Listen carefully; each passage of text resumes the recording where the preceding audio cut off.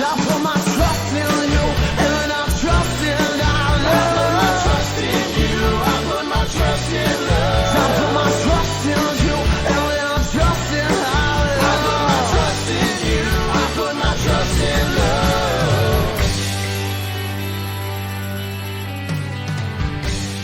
Hello, friends. My name is Dane Miller. And my name is Niall Spain. And we are your fuck buddies.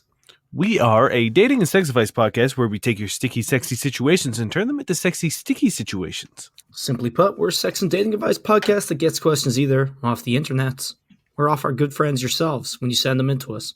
And we answer them. Do you have any sex news, or should we just get into it today? Let's just fucking do it. Are you All ready right. for a question? Yeah. This is by Boy Tat. Husband lied about not caring about my weight. Like most, I gained happy weight after marriage, but that turned into a little too much happiness. I asked him if it bothers him or if I look fat. He always says no and that he doesn't mind, but I realized we stopped having sex as often. Finally got my shit together and started to lose a lot of weight, 10 pounds away from when I first met him, and I realized we started having sex more often. Maybe once a week while I was heavy. It's almost every other night, if not every night, like how it was when we first got together. I feel as if he's more sexually into me now that I've lost the weight. If that's the case, why didn't he say anything when I was bigger when I asked him originally? I'm not upset, just lost as to why he wouldn't have told me the truth. I didn't change because I thought he was okay with it, and only chose to lose weight because of a wedding I'm attending in the summer. 30 pounds so far and 10 to go. This is a difficult question because I feel like you have set up like the most classic don't ask your partner this question, also don't answer this question truthfully scenario. Every guy from the time we are born, we are educated, we are handed a book, and that book has one page and it just says, if your partner asks if they're fat, you say no. Yeah, 100%. Also, general human kindness. It's like, if he'd gone the other way and been like, yeah, you're fat, I don't find you as attractive, this would be an entirely different post. Or be like, why is my husband an asshole? And it's not even like, is there something that might have been like, oh, I don't necessarily, maybe I don't find her as attractive, but like, just because you put on weight doesn't mean he didn't still find you beautiful or wasn't still attracted to you or didn't, he still loved you. Like all those things could still be true, but you losing weight and getting fit and probably feeling more confident and probably feeling, more sexy yourself probably also has something to do with having more sex. Well, that's a really good point, because it's like, if you lose 30 pounds and you're like, obviously she's very aware of where she was before and where she is now. And like that awareness doesn't come from nowhere. You know what I mean? Mm-hmm. So some part of that is in your mind, either you being upset that you had gained the happy weight or being pumped that you're losing it. And either one of those things is going to change your mood, your self-confidence. I'm sure there's a part of it that's just you either feeling more sexy or, whatever. So like, don't take that out of the situation because it's got to be there. And I would say having sex every week as a married couple, again, I don't know how long you've been married, but I'd say it's a pretty good track record. Like, I think majority of married couples probably aren't having sex as often as you are, or at the very least, like, probably not having more sex than you are currently.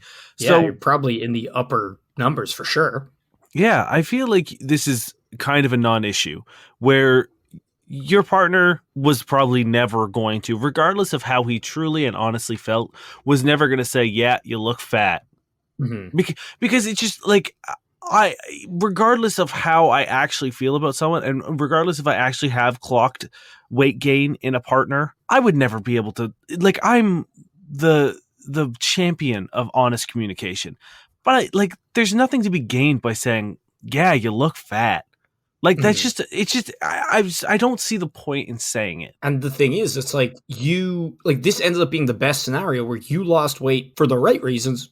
And those were personal reasons because you wanted to. If he had said something, you would have been in the agonizing like trawl of losing weight for the wrong reasons, which is for somebody else. And then that would always be in the back of your mind. And I don't think you'd be having more sex because you would be probably pretty miserable. Or you would fall into the trap of a lot of people know they should lose weight. And a lot of the times they don't because they think it's pointless or they don't have the confidence to start or any number of reasons.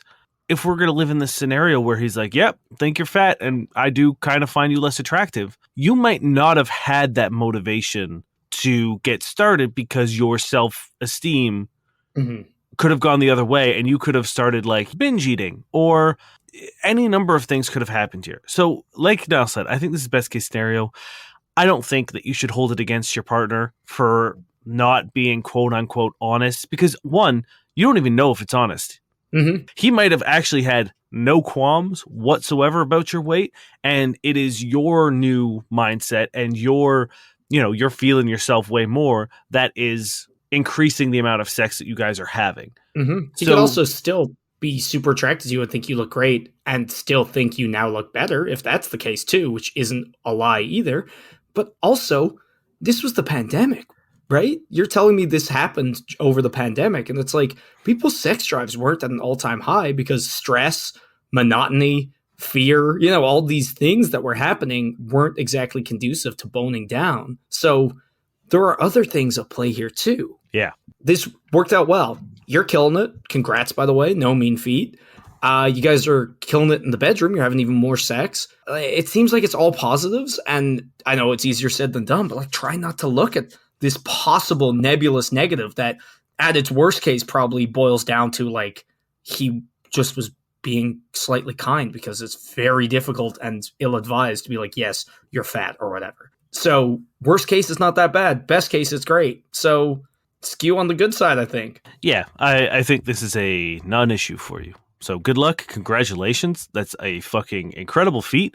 Losing 30 pounds. I hope you're doing it properly and safely, but that's a huge accomplishment. So congratulations. Mm-hmm. This comes from my wife keeps asking for anal. My wife. My wife keeps forgetting we had anal. Yeah, forgetting is in quotes. Me, a 30-year-old male, and my wife, a 27-year-old female, finally tried anal after months of talking about it. I came, she came, it was a good time. After we were done, my wife said she thought we should limit it to once a week so we don't get too attached or addicted to it. In brackets, it was a good time. I figured, cool, more than I was getting before. We're stoners, have been for years. Recently we got some stuff that makes you have the munchies and hits you hard, but other than that, seems normal. I have not experienced any memory loss from it. My wife, however, gets high, begs me for anal, and then forgets we had it. Therefore, still thinking we have a one-a-week deal that hasn't been satisfied. The thing is, when she forgets, she still seems to remember things around the sex. I'm not sure if she's teasing me with the lie or scared to tell me that she likes it or what. Guess I'm wondering what everyone else thinks. Edit. I'm now wondering if she's really forgetting. Am I assaulting her or something? Whoa. This question's weird. One, why are you limiting anal to once a week? If you guys like it, there's nothing wrong with anal. The idea of saying, hey, we found a new sexual experience that we like so much that perhaps we should limit it so that we don't become too addicted to it makes no sense. Yeah, like it. I don't know if it's a weird, like, puritanical, like, hang up on the fact that, like, anal is bad. I wonder, is this the parents from the one that like caught their like son? There's no way that mother. And then they tried it for the first time and were like, oh shit. No way she's a stoner. She was not chill enough. No, but that's it. She turned to weed to get over the trauma of seeing the anal. No, you're completely overlooking details here. No. They've been stoners for years. Yes, well, we don't know when the question was posted, do we? Anyway, back to reality. Oops, here comes gravity. Mom spaghetti. Oh shit, that's the fix. Okay, so one, why are you limiting it? Is it some weird shame around anal or something? If you guys are doing it safely, healthily, enthusiastically, with consent, who fucking cares, right? Don't put yourself in this weird, like, torture scenario if you don't actively want to be in one. Because the most likely thing that happened here is that she's just trying to push the button. It's like when you're trying to go to bed, but you're playing Elden Ring, and you're like, I'll just finish this dungeon. And then, of course, that dungeon takes 2 hours, and you're like, I'll do one more, though. It's like you're lying to yourself to try to get past the barriers you've kind of, like, erected. I assume that's the case. Because if it isn't, you probably need to go see a neurologist or stop taking the crazy shit that you're taking. I think that's kind of like, I think you do have to have a conversation with your wife and be like, hey, look, we've already had anal this week, and I'm totally down to play the game of you want to have more anal than what we previously agreed on. Like, if you want to play that game, that's fine. We can play it. But I just want to make sure that you aren't having, like, a stroke and forgetting that this has happened. Like, 100%. we just need to have a talk about actual health real quick. We'll step outside of our sexy anal game, and I want to make sure you're okay. If you're okay, then we can go back to this like, oh, we haven't had anal this week yet, so here we go because you want to have more anal. Yeah. I'm fine with that. But as long as you aren't having like these mini strokes in which you are erasing things from your mind, then we're okay. But if this is an actual issue that is affecting your memory, whether it's the weed or something else going on, then we need to address that before we continue. 1,000%. It's baffling to me that this person seemingly, instead of talking to their partner about it, went to Reddit and was like, because like if I would be highly concerned, I am highly concerned. I don't even know this person. I would have to nail that down and just be like, look, real talk, what is happening here? Because I am very concerned. And it's like, cool, if you want more anal, great. Like if there's shame around it or whatever, maybe talk about that. Maybe, your partners, you've done these things both willingly. It's like there's no harm in both having liked the things you willingly did and enjoyed together. So maybe it's just a shame thing you guys need to step away from. But yeah, you can't leave like possible health problems up in the air. You really need to clear that. That is my big, and like after that, once you've done that, have the conversation of being like, hey, we need to maybe address this once a week thing, figure out why we're doing it. If it's a sort of a tease anticipation thing that you enjoy of being like something that really builds sexual tension, that we have a big, anal release at the end of the week, or no, I know reword that. Go back. Don't like that one bit. You know what I mean? Like if it's part of a tease game that you're having of a denial kink or fetish that one of you has, for sure, absolutely, that's fine. Hey, go for it. Even if that's the case, you still need to nail down this, oh, I forgot, didn't we already have it? Because if one of you really wants that like denial and that once a week and like the torture, the forgetting and all that is counterintuitive to that game. You know what I mean? So it's like, if you're playing that game, you need to talk about whether there are loopholes and blah, blah, blah, like, because that could be part of it. But if it isn't, it's going to ruin your game too. There's a bunch of conversations you need to have. First and foremost, you need to actually have a conversation about this memory loss with your partner and figure that out, whether it's something that is a casual side effect of the edibles or whatever you're that's you're not using. A casual side effect. Well, yeah.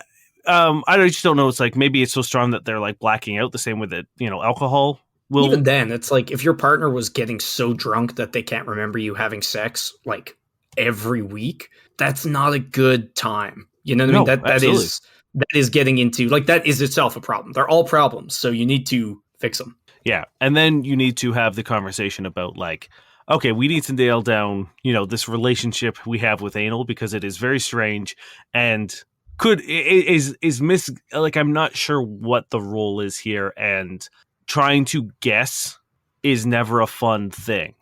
So if it is going to be this, once a week, it's a game, sure, great. But if there's something more to it, then you need to address it so that you can you can add anal sex into your sexual repertoire without the like, what constitutes as a week? Is it Sunday or is it a week from when we had it? Like that kind of stuff needs to be addressed. And it's like, you guys have already talked about anal. So it seems like you guys are comfortable having sexual conversations and like talking openly about this stuff. So I don't see why you shouldn't be able to do this either. So 100%. I hope your wife is okay. Yeah. I really hope this is some weird game, which is, I think the most viable option. Anyway, ready for flying bird flip? Yeah, hell yeah. Kiss rejected because I asked what to do now. I, 27-year-old male, been dating someone, 26-year-old female, for a couple of weeks now. It's gone very well for the most part. Seen each other 3 times total, long walks, dinner, drinks, holding hands from first date, a lot of laughs, generally good vibes. However, I'm a massive wuss when it comes for going for the kiss, even though logically I know it would have been fine if I'd just gone for it without asking. But guys, I know I messed up, and I asked at the end of 3rd date after dropping her home. I kept laughing because I was nervous, so I ruined the moment and it didn't happen. Disaster, I know. So she said, next time, don't ask. And I'm feeling a bit shut down. She texted me after saying thanks for the date and getting her home, etc. Feeling pretty crap regarding confidence, but just wondering if I should continue as normal, don't bring it up, and just go for it next time. I feel like that's the right move. What do you think? This is frustrating for me because, one, we should not punish people asking for consent, ever. I have thoughts on that, but continue. But this is also someone telling you what they're looking for. If you guys are going on another date, you now have kind of preemptive consent, as troubling as that concept might be to me. They have sort of given you the green flag of being like, yes, I would like you to kiss me, but I don't want you to ask to kiss me. See, Okay, yeah, go ahead. I worry that this person got the wrong impression, because I think like next time don't ask isn't I'm upset that you asked necessarily. It's more like you can go for it. And I think the issue is that they ruined it by laughing. It's like if I'm like, hey, can I kiss you? And kind of just like lose it a little bit while they're just sitting there waiting for that to end. Yeah, it's going to ruin the vibes. But And they it's didn't like, kiss, right? no, because he asked and then immediately kept laughing because they were nervous and ruined the moment, and it didn't happen.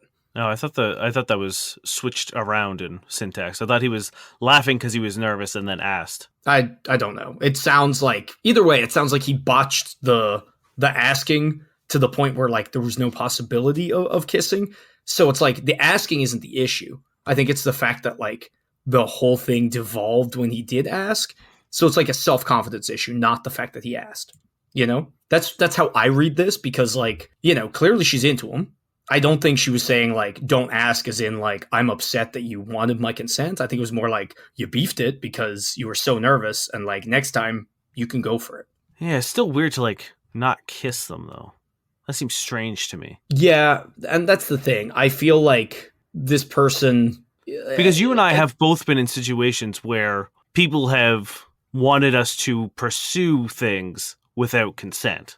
Yep. So I'm also worried that like that might be the situation here as well, of being like she got turned off because he asked for consent, and that's like not a manly thing to do, or that's not an assertive thing to do, and she wants someone to take charge, as in the situations that you and I, and I'm sure many other dudes have been in, where we've been reprimanded for listening to consent or asking for consent. You know what I mean? So like, that's why I went for this question, because I saw the title and I was like, oh God, like I think it was last week or it was sometime recently, and often, where we were like, yeah, just ask. If any time there was to ask, like now's the best because of COVID and blah, blah, blah, blah, blah. So I saw this question. I was like, well, fuck. But reading it, it's not as cut. Well, to me, it's not as cut and dry as that. It's not like you were shut down because you asked.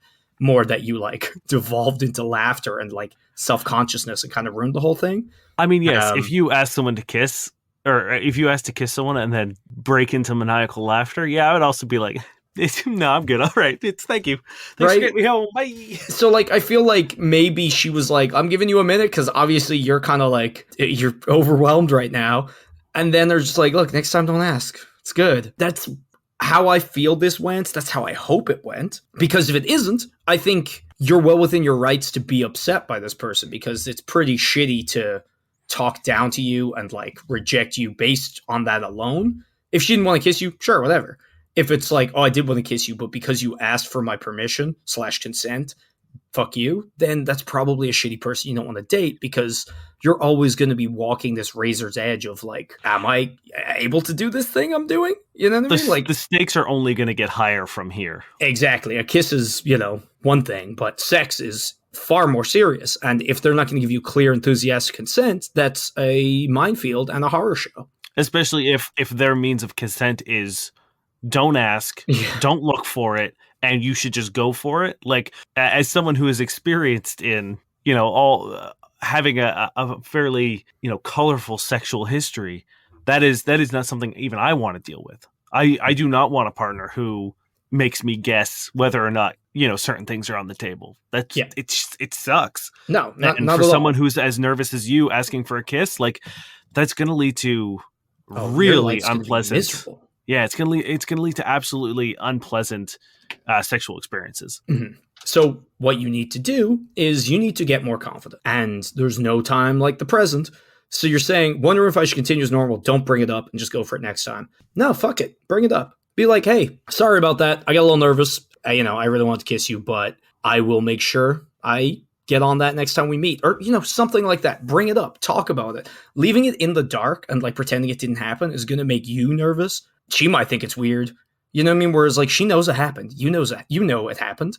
So just be like, hey, sorry about that. I'm going to make sure I'll kiss you next time. Do you want me to do it like when we meet up, or should I wait till I drop you off again? Like, you can be a little jokey, but like you're still talking about it. And then when you go, it won't be this thing hanging over you. I also don't think there's any harm.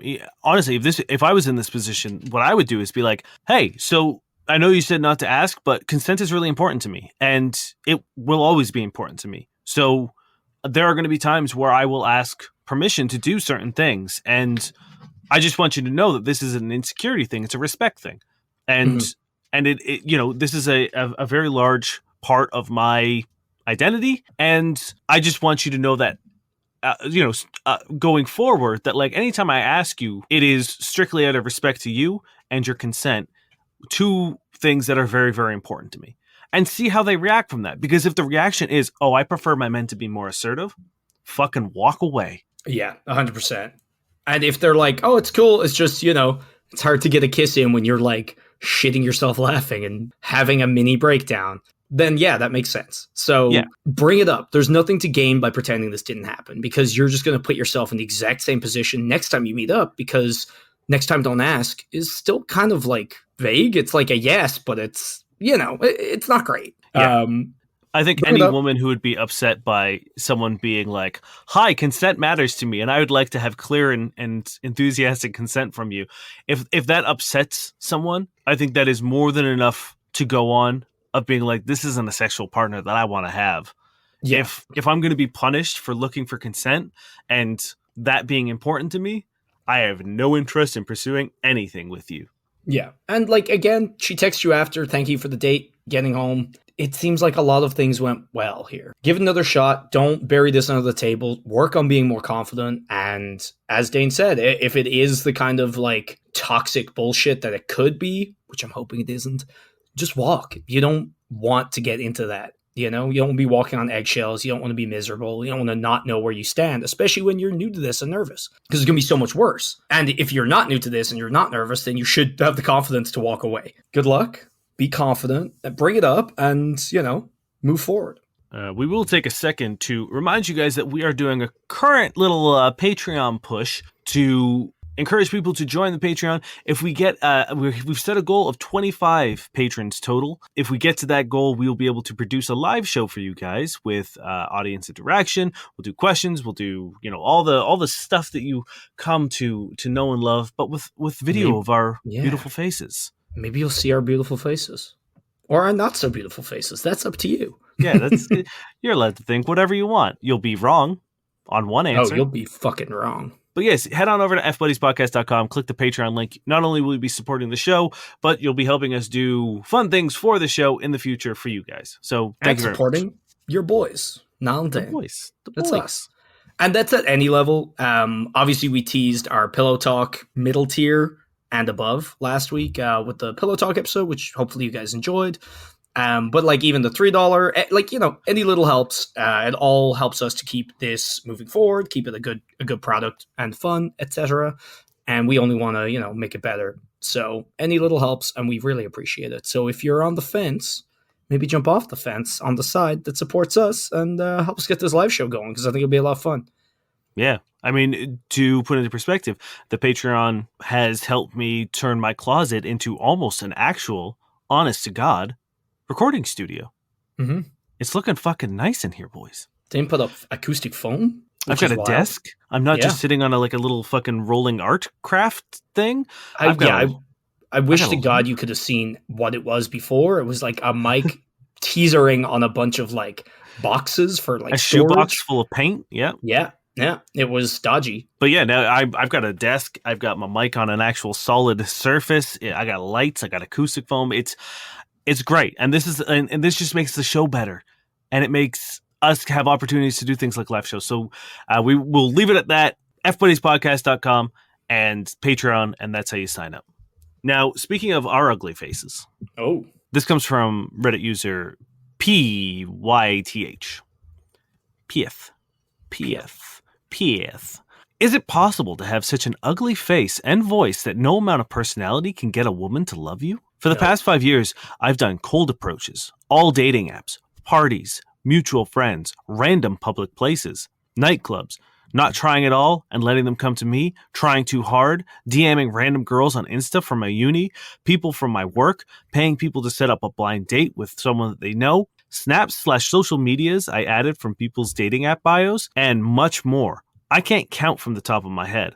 Plus, I don't ask the same female more than once.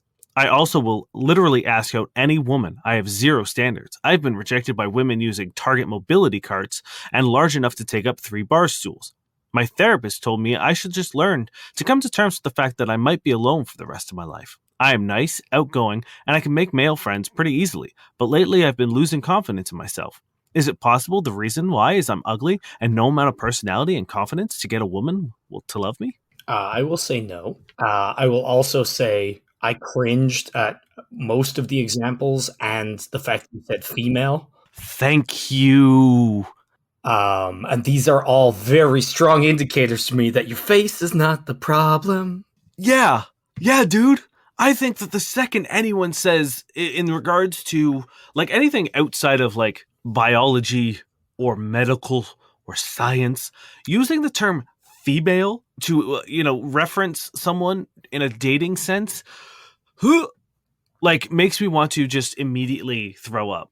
But then, as you mentioned, like all of the DMing random girls from your university on never Instagram, gonna fucking work, right? in what world are you living? Like, are you completely so out of touch with reality? Have women not made it clear that that is not something that they want? They don't want random men asking them out? Also, like cold approaching, we talked about that before.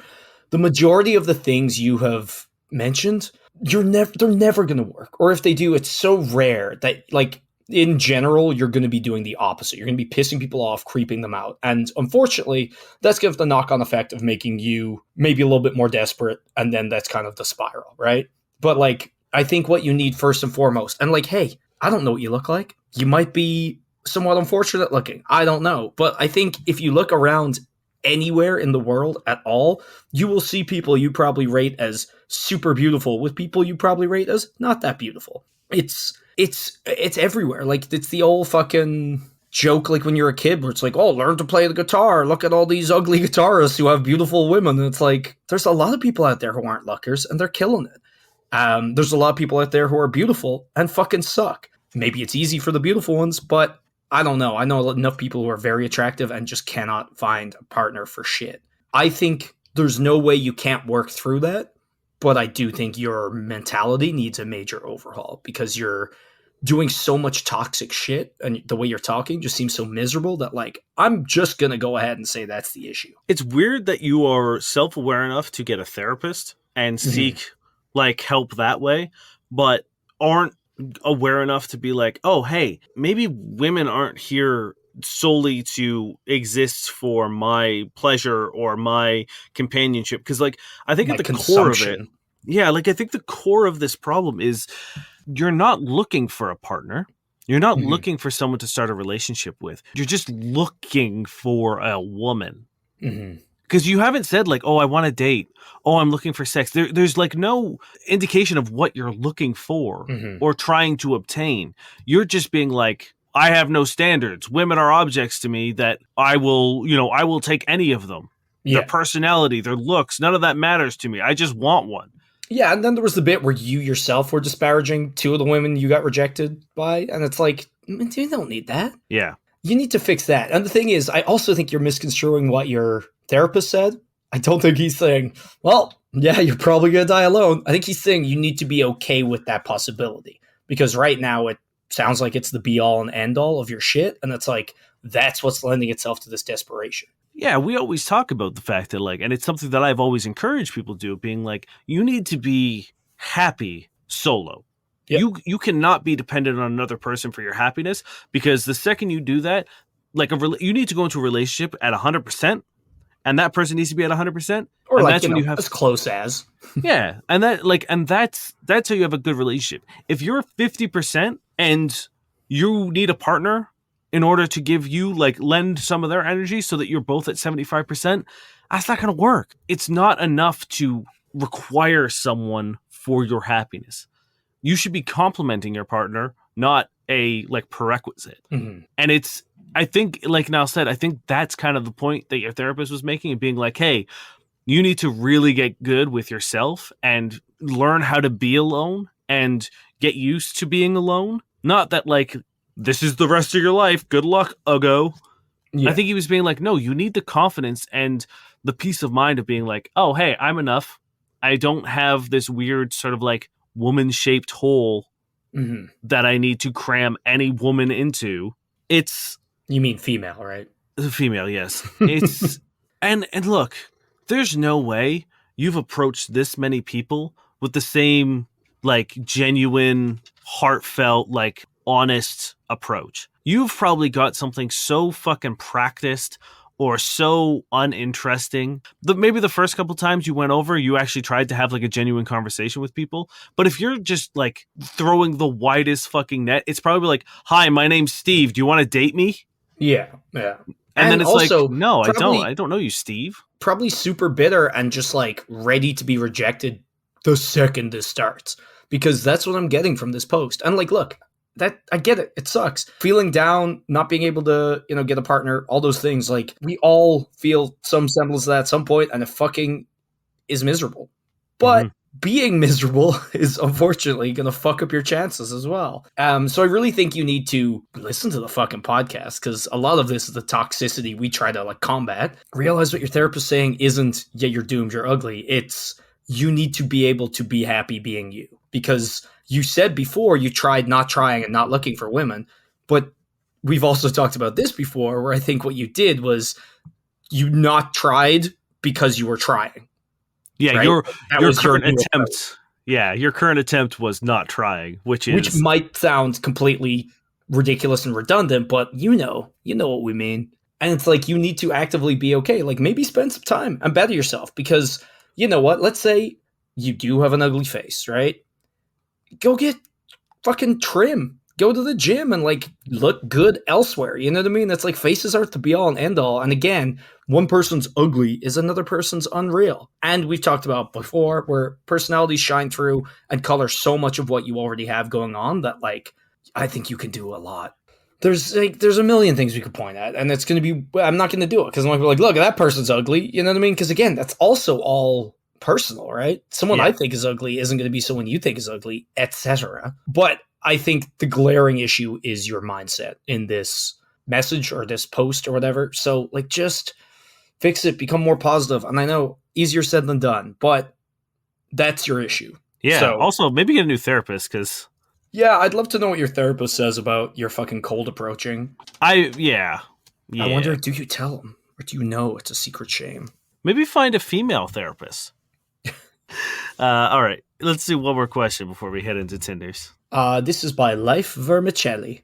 Had a male female, like threesome with girlfriend. Realized we're incompatible. Her face when she was kissing him and the pleasure in her voice, that made me realize we are together for all the wrong reasons. It was a somber realization, but at least we are not engaged yet. Was going to propose in May, 3-year anniversary of our first date. She is with me because I tick the boxes. Good looking, high paying, respectable job and no debt, and a guy who wants a family. On the one hand, the realization that you are not enough for your partner is hurtful, but it's also a moment of clarity. Maybe she is lying to herself or just suppressing her real self, but we will be a disaster to be engaged and married. I'm gathering enough courage for a breakup, but I know in my heart it's best for both of us. It's not easy though, as I clearly love her a lot. She also cares for me, but it needs to be done. I need advice on how to do it with the least amount of pain possible, because to her, it will be a surprise. I love how the basis of this grand realization and tragic breakup is I agreed to a threesome and she enjoyed it. Yeah. What did you think was going to happen? Like, did you think that the whole time she was with this other person or during the threesome, anytime you weren't the one touching, she would be like, ew. Ugh. Ugh. No. Oh, I hate. Oh, this is. Oh, okay, I guess I'll. Like, what the fuck did you think was gonna happen? Of course, she was having fun and enjoying it. That's the whole fucking point, dude. Also, like, people kind of all have the same face when they're kissing someone, right? Like, well, here's the other thing. This man is comparing it to the face she makes when she's kissing him, which means this man has his eyes open. Oh, yeah. No wonder she wants to be with this guy. The pleasure in her voice when she said, I'm so glad you closed your eyes. Yeah, like, you have no idea what she looks like unless, again, you have a mirror nearby every time you kiss and you have your eyes wide open being like, how much she enjoying this? Yeah. This is called jealousy, dude. Have you not met jealousy before? Yeah, like Like, is this the first time you've had an insecurity? Is this like, are you that good looking that this is the first time you've ever encountered insecurities? like, and also, this is the most common time and place to have this specific insecurity. Like, this isn't even out of left field. This is like the thing. This is the Yeah. thing you talk about and you know you'll have to deal with. And it just sideswiped you. You're like, whoa, who would have thunk? I would also love to know how this came about. Like, was it an accident? Were you guys just like drunk, and your handsome friend was there, and one thing led to another, and you're just like, all right, this is cool. Like, how did you not talk about the threesome beforehand? Did you not?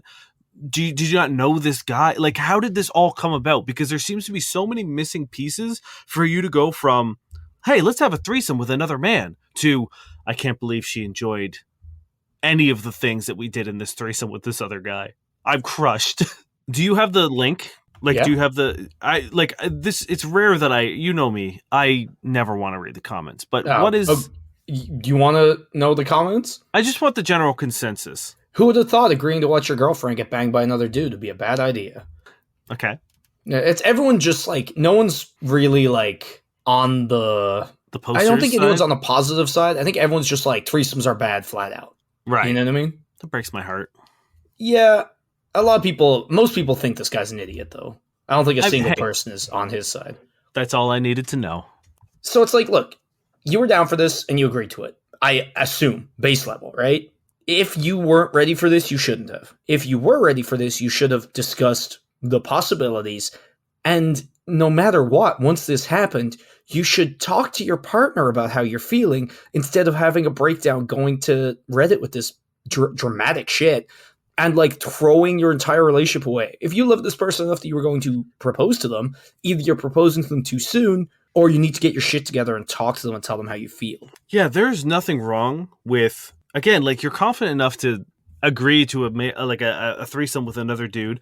I don't know if you're bisexual or, sexually fluid. I'm not sure. So it's hard to sort of gauge that level, but then not being able to afterwards be like, hey, so let's have a little debrief. And, I felt actually surprisingly insecure. I thought I'd be okay with it, but watching you kiss the other guy, really got to me. And that's how you have an actual conversation, because hopefully if she's a good partner, she will reassure you, being like, well, it's the thrill of someone new. It's the whole point of a threesome. It's like, of course I was going to enjoy it. That's the whole point. Why would and she want to do it if she didn't think she would enjoy it? Yeah, then she can be, she can then be like, hey, sorry you felt that way. Of course I love you. Like, that's the whole point of having those conversations. And that's why it's so important to talk about a threesome beforehand, and even more important to talk about a threesome afterwards, so that you can clear any of those insecurities that you might think you had under control. And then in the moment we're like, oh shit, no, this is rattling. This is rattling me real bad.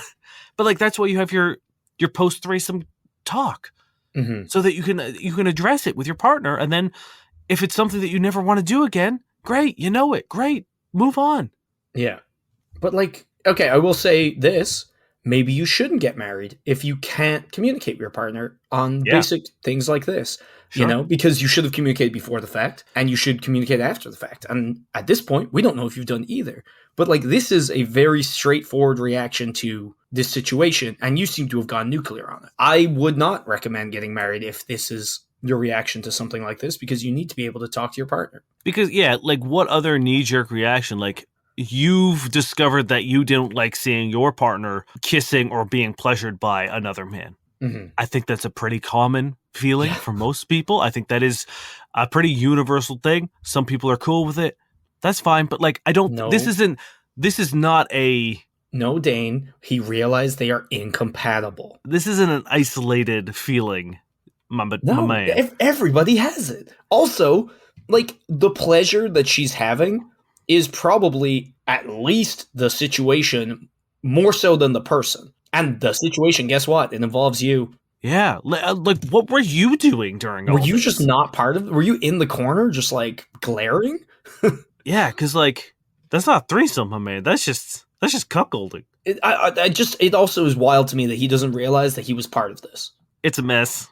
It's not an isolated thing. This what people, but like, what happens when, I don't know, when you guys are married and you have children and the sex slows down because you guys are exhausted and raising a child? Are you then going to be like, I've come to the realization that we are incompatible? Or like a Starbucks barista makes a quip at her, and you're like, Oh. oh no, Game fucking over. fuck, guess what? We're incompatible. Like, is that just going to be your knee-jerk reaction to every time something doesn't really go your way, or you have any sort of insecurity, or like, are you just going to be like, ah, fuck, I thought we had it, but we're not compatible because My wife got a raise, and oh man, we're incompatible now. Yeah, I'm like, supposed to be the breadwinner. Do you feel insecure because no, we're incompatible? Don't you get it? Yeah. Yeah, you need to talk, and hey, for both your sakes, maybe put off the old proposal. Maybe give it a year or two, or forever. Yeah, or maybe do this lady a favor and actually break it off, because you seem like a lot. Yeah, you need to learn how to communicate, and you need to learn what jealousy is, and also maybe foresight, because this is not like an unexpected consequence. Good luck. Good luck, my man. All right. That is going to almost do us for this episode, friends. But before we say goodbye, we like to peruse online dating platforms such as Tinder, Bumble, and Hinge, and comb dating profiles for red flags in an effort to make your online dating experience a little more enjoyable. Do you have a lot this week? I kind of have very little, actually. Me too. So I don't know if Tinder has caught on to my game, but they've been sending me some nothing, like no profile at all, or just like Instagram handles and stuff. I haven't had I was on almost all afternoon today, and like all of the profiles were, live, laugh, love, or their Snapchats, and like that was it. And I was like, or like, I like travel, hiking, and Netflix. And it's like, we've done that. We've talked about that. I can't. Let's blast through what we got. Yeah. We'll see how we feel. I just think Tinder's on to me. Yeah, it's fair. It's possible. Are you ready? Yep.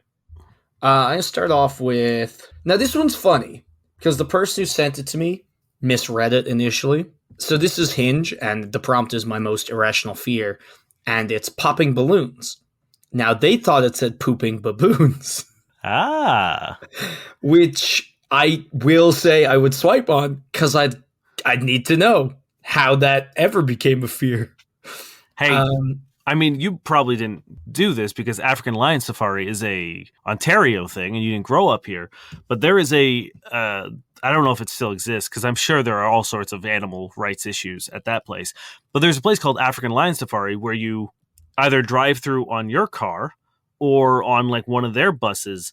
And the whole thing is like, oh, here's a place where you stop. And then monkeys just descend upon your car and just lose their shit, and sometimes lose your shit. So maybe they had a really terrifying baboon incident at African Lion Safari. That's fair. Now, what do you think about the real one, popping balloons? Popping balloons? I mean, I get it. We were at I was at karaoke this most recent Sunday, not the time I went with you most recently.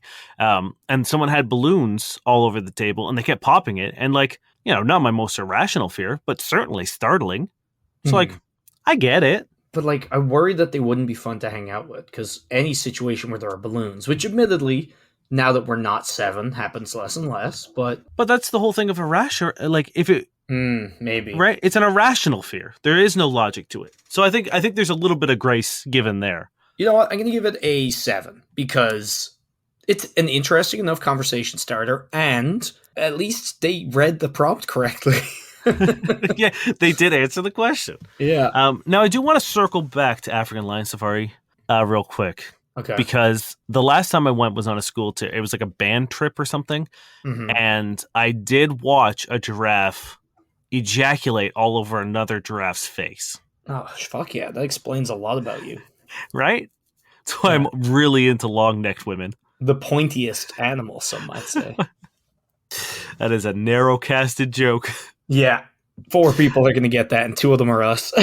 This is Haley. Hot-headed. I have a temper. I'm a good cuddler. I'm generally an open book, unless it's a loaded question. Clinically insane, but who isn't these days? Trying to find the peace in my chaos.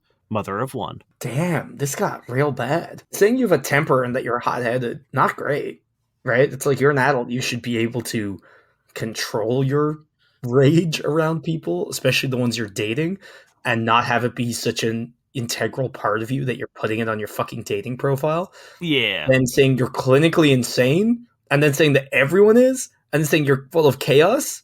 So I don't here's know. the thing. If you're trying to say that you have a mental Yes, like depression, mental or health something. issue, That's sure. not being clinically insane.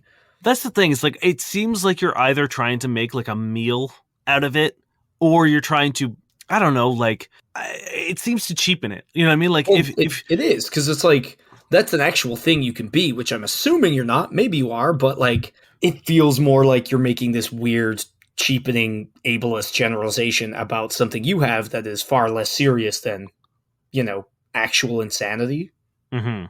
Yeah, it's that's enough for me to give it a 0. Yeah, I don't. There's nothing good happening here. This is Vera, and it's again Hinge, and the prompt is, "All I ask is that you," and her response is, "Be completely try to yourself." Wait, hold on. What?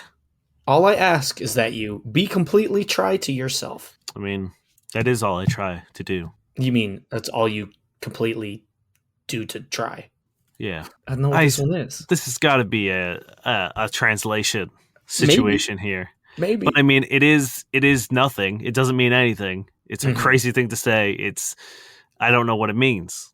So I'm going to give it a 0 because I can't respond to it. That's fair. Yeah, also 0. So I just sent you a picture on Messenger. Yeah. And it's like, I know this is an audio podcast, but I'm going to try to describe it best I can. So it is a woman bending over, showing her what seems to be quite a nice butt. You can't even tell, though, because it's like half a butt. Yeah. And the angle, it's blurry. She's kind of out of the water. And the water is tinted red. Again, I'm assuming it's light, but it does kind of look like blood. Yeah, that's a little ominous. A bottle of champagne off screen, but it does look like it's being poured into the water and or on the butt.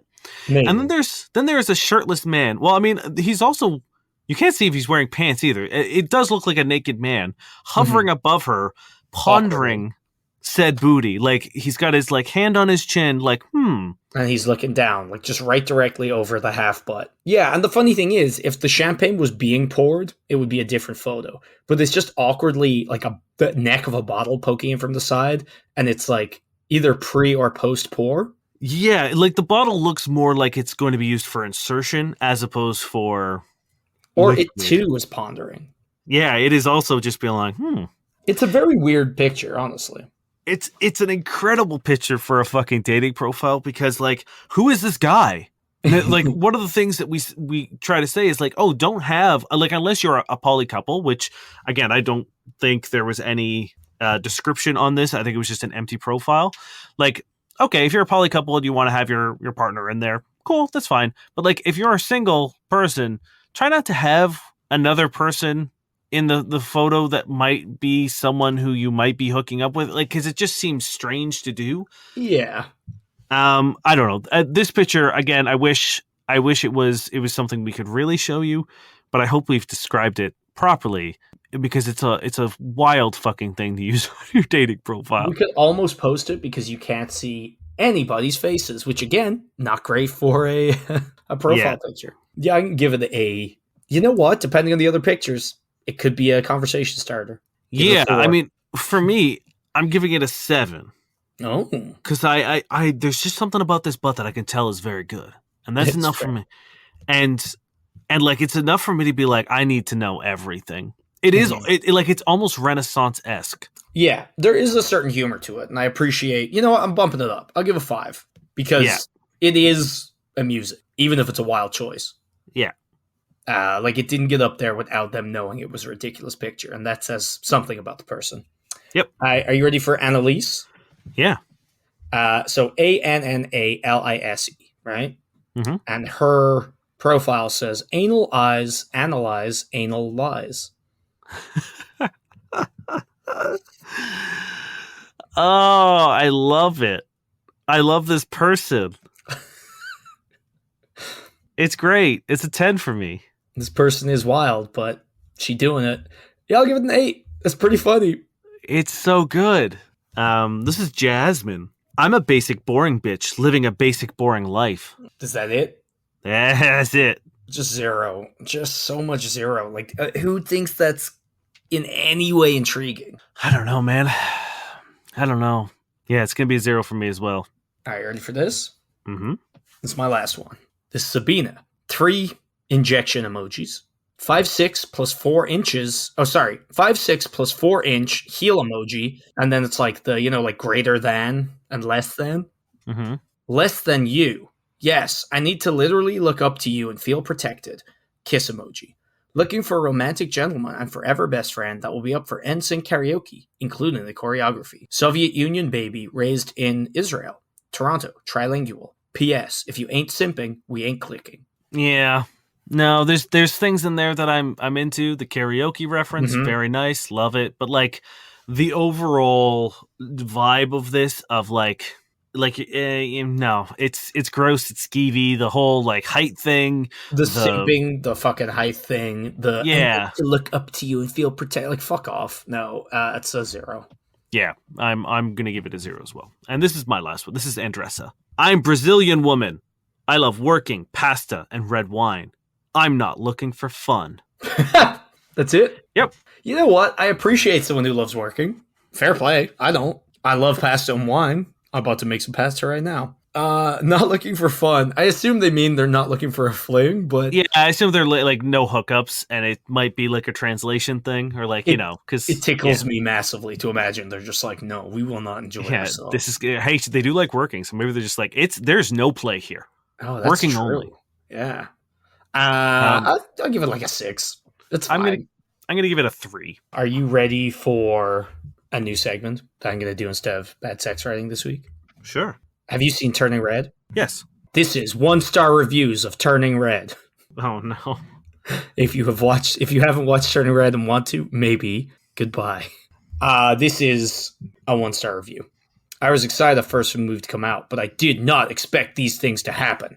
The pictures she drew in her notebook were just, I can't even explain them. And how she referred to them as sexy, and that laugh she had under the bed, drawing them under her bed. Is this appropriate, Disney? Is it? Disney movies usually teach kids things, right? Well, in this movie, it teaches you to lie to your parents and keep secrets that are unnecessary to keep from them. Also, sneaking out when their parents don't approve of something. Please, if you are a kid reading this, do not do anything she does. May turns into a red panda, right? Well, she starts telling her mom she joined a school club, but she's actually making money behind her parents' back to buy tickets she's not supposed to buy. At his birthday party, Tyler's, for once he was a bit innocent, but I can understand why May, in red panda form, scratches him. As you can see his arm and face. He did say, though, go back to your psycho mom and freaky temple, but maybe just be a little more chill. I mean, don't fall out and attack people or you're the person in trouble. She threw her friends under the bus. What kind of friend does this? The friend is May. Not only is cringy enough, but this? She basically the goody-goody two-shoes, but in the end, she twerks for a full-on 2 minutes. I could barely handle this movie. Next time, Disney, please make better choices for a movie like this. I am a big movie buff. I like talking about movies. I like discussing movies. I often have hot takes on movies we won't get into, but these complaints about the fucking movie of them being like, but she's disobeying her parents and she's sneaking out and she's doing it. It's like, if she didn't, there wouldn't be a movie.